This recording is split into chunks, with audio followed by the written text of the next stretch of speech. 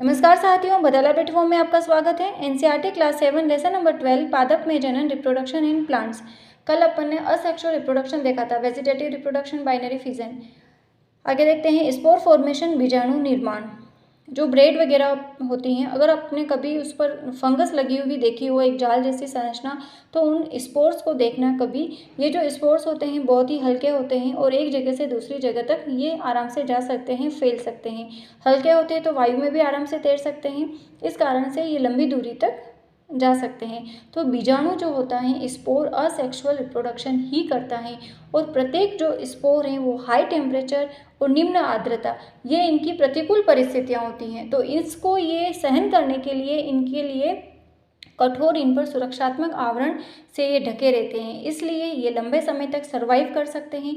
जब इनको इनके अनुकूल जब परिस्थितियाँ मिलती हैं, इसके अनुकूल अगर इनको जो वातावरण मिलता है, जो स्पोर होता है वो जर्मिनेट हो जाता है और जर्मिनेट होकर के नए जीव में डेवलप हो जाता है, जैसे मोस और फर्न है। तो इस प्रकार के पादप में भी जो रिप्रोडक्शन होता है वो इन स्पोर या बीजाणुओं के द्वारा ही होता है। तो अपन देखते हैं एनसीईआरटी यही कहती है कि ब्रेड पर रुई के जाल के रूप में स्पोर रिलीज होते हैं और ये हल्के होते हैं, वायु में तैरते रहते हैं, लंबी दूरी तक जा सकते हैं, एक जगह से दूसरी जगह तक फैलने का काम करते हैं। स्पोर भी असेक्सुअल रिप्रोडक्शन करता है। प्रत्येक स्पोर हाई टेम्परेचर और नमी जैसी जो कंडीशंस होती है उसको झेलने के लिए इन पर कठोर आवरण से ढके रहते हैं और लंबे समय तक सर्वाइव कर सकते हैं। स्पोर जर्मिनेट होकर के नए जीव में विकसित हो जाता है।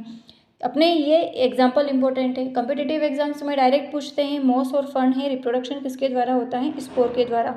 या चार दो एग्जाम्पल और दे देंगे कि स्पोर के द्वारा किसमें रिप्रोडक्शन होता है, तो मोस और फर्न में। अब ये जो कवक उगती हैं, तो ये जैसे ये कवक है फंगस, तो इसको जहाँ से ये निकल रही है तो एक बेस भी तो चाहिए आधार चिपकने के लिए, तो इसमें से ये ब्रांचेस निकली होती हैं जिसको कहते हैं हाइफा। इसे कहते हैं बीजाणुधानी स्पोरेंजियम। इस स्पोरेंजियम में स्पोर का फॉर्मेशन होता है और ये स्पोर जब रिलीज हो जाते हैं तब एक जगह से दूसरी जगह तक जाते हैं। तो ये अपन ने देखा है कि जो कवक होती हैं उसमें बीजाणु के द्वारा रिप्रोडक्शन कैसे होता है। अब जैसे मोस और फर्न है, तो ये जैसे फर्न की एक लीफ है जिसमें भी स्पोर के द्वारा रिप्रोडक्शन होता है, तो इसको कहते हैं स्पोरेंजियम। एक पुंज होता है जिसमें बीजाणु उत्पन्न करने वाला ये एरिया होता है, ये स्पोर हैं, जब रिलीज होंगे तो सेम प्रोसेस होता है। तो ये अपन ने देखा है स्पोर फॉर्मेशन। अब अपन देखेंगे सेक्सुअल रिप्रोडक्शन, लैंगिक जनन। अपन ने पहले देखा था कि जो लैंगिक जनन होता है सेक्सुअल रिप्रोडक्शन, ये सेक्सुअल रिप्रोडक्शन है, असेक्सुअल नहीं। सेक्सुअल रिप्रोडक्शन पुष्प पादप के जनन अंग होते हैं। लैंगिक जनन, ये लाइन भी इम्पोर्टेंट है। अब कौन कौन से जनन अंग होते हैं, नर जनन अंग, मादा जनन अंग। नर जनन अंग में होता है स्टेमन्स, जिसको पुंकेसर कहते हैं, मेल रिप्रोडक्टिव ऑर्गन्स। पिस्टिल होता है मादा जनन अंग, जिसको स्त्री कैसर कहते हैं। यूनिसेक्सुअल फ्लावर, एक लिंगी पुष्प, एक लिंगी जिसमें एक लिंग प्रेजेंट होगा उसको क्या कहते हैं, एक लिंगी पुष्प। ऐसे पुष्प जिसमें या तो केवल स्टेमन प्रेजेंट हो या केवल पिस्टिल प्रेजेंट हो। बाइसेक्सुअल, बाई का मतलब दोनों प्रेजेंट हो, तो स्टेमन और पिस्टिल बोथ आर प्रेजेंट, दोनों प्रेजेंट हो तो बाइसेक्सुअल फ्लावर कहलाते हैं। अब अपने इम्पोर्टेंट है ये एग्जाम्पल। यूनिसेक्सुअल फ्लावर कौन कौन से होते हैं, कॉर्न है, मक्का, पपीता, कोकुम्बर, ककड़ी या खीरा। बाइसेक्सुअल में सरसों, गुलाब, पिटूनिया। सेक्सुअल रिप्रोडक्शन किसको कहते हैं, नर और मादा युग्मकों के युग्मन या युग्मन से युग्मनज बनता है, मतलब जायगोट बनता है। मेल और फीमेल गेमीट हैं, उसका युग्मन होता है जिससे बनता है युग्मनज, जायगोट। युग्मक जनन गैमेटोजेनेसिस होता है, नर युग्मक, मादा युग्मक। हैप्लॉइड, हैप्लॉइड है, इन दोनों का युग्मन होके जिसको कहते हैं फर्टिलाइजेशन, निषेचन। युग्मनज बनता है जाइगोट, 2n। एक बार यहाँ से क्वेश्चन बना था कि जो युग्मक और युग्मनज, युग्मनज को बोलते हैं जाइगोट, युग्मक को बोलते हैं गेमीट। तो गेमीट तो होता है हैप्लॉइड, जिसको n से प्रेजेंट किया, हैप्लॉइड मतलब अगुणित, और युग्मनज जाइगोट होता है द्विगुणित, 2n। ओके। अब पहले अपने क्लास 6 जो कंप्लीट करी थी उसका लेसन नंबर 7 था, पौधों को जानिए, गेटिंग टू नो प्लांट्स, जिसमें अपन ने कंप्लीट फ्लावर का स्ट्रक्चर देखा था। फ्लावर के पार्ट कौन कौन से होते हैं, कोरोला क्या होता है, एंड्रोशियम क्या होता है, कैलिक्स, पेटियोल, ये कंप्लीट आप मेरी प्रीवियस वीडियो में जाकर के भी देख सकते हैं। कंप्लीट मैंने जो हिबिस्कस रोजा साइनेंसिस है, गुड़हल का जो फूल है, उसका मैंने पूरा खोल करके उसको बता रखा है कि उसमें क्या क्या है। अब जो फ्लावर हैं उसमें अपन देख लेते हैं कि एंड्रोशियम क्या होता है, गाइनोशियम क्या होता है। ये पूरा फ्लावर का स्ट्रक्चर है। जो पंखुड़ियाँ होती हैं उनके समूह को बोला जाता है कोरोला। और जो पुमंग किसको बोलते हैं? एंड्रोशियम। जो नर जननांग है उसको बोला जाता है एंड्रोशियम, और गाइनोशियम बोलते हैं मादा जननांग को।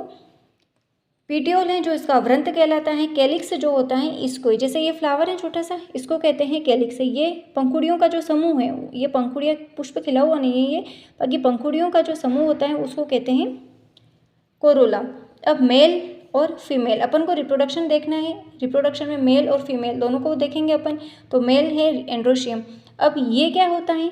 थैलेमस, जिसको पुष्पासन कहते हैं, पुष्प का जो आसन है इसको कहते हैं ओवरी। ये है स्टाइल और ये स्टिग्मा। ये स्टिग्मा, स्टाइल, ओवरी, ये तीनों जो होते हैं वो फीमेल फ्लावर के पार्ट हैं।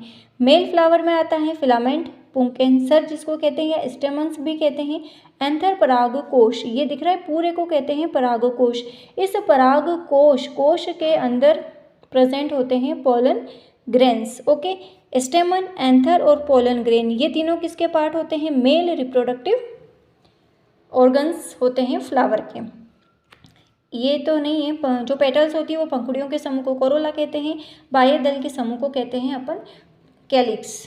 ओके, अब जब जैसे ये फ्लावर है तो अपन इसमें भी देख सकते हैं, और जो मेल ऑर्गन्स होते हैं उनका फीमेल के कंपेयर में उसका ज़्यादा पार्ट होता है। जैसे ये फ्लावर है, अपन ने इस फ्लावर को ओपन किया है, आपको दिखाई दे रहा है इसके अंदर, ठीक है।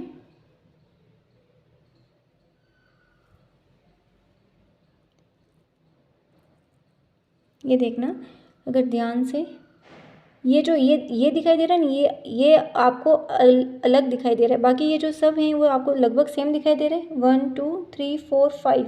जब बड़ी क्लासों में आएंगे तो पूरा फ्लोरल फॉर्मूला भी लिखना पड़ता है। ये मेरे हाथ से टूट गया। इसको कहते हैं स्टिग्मा। फीमेल होता है ये गाइनोशियम, इसको स्टिग्मा कहते हैं। ऊपर जो एकदम टिप पर लगा हुआ होता है, और इस फीमेल वाला जो पूरा है इसको क्या कहते हैं? स्टाइल। और नीचे वाला को क्या कहते हैं अपन? ओवेरी। ओके, तो ये अपन ने पूरा फ्लावर देखा है। कल अपन स्टडी करेंगे परागण क्या होता है, पॉलिनेशन, जिसमें पर परागण क्या होता है, स्वपरागण क्या होता है। तब तक के लिए अगर आपको क्लासेस अच्छी लग रही हैं, यूजफुल लग रही है तो शेयर कीजिएगा। Thank you for watching this video.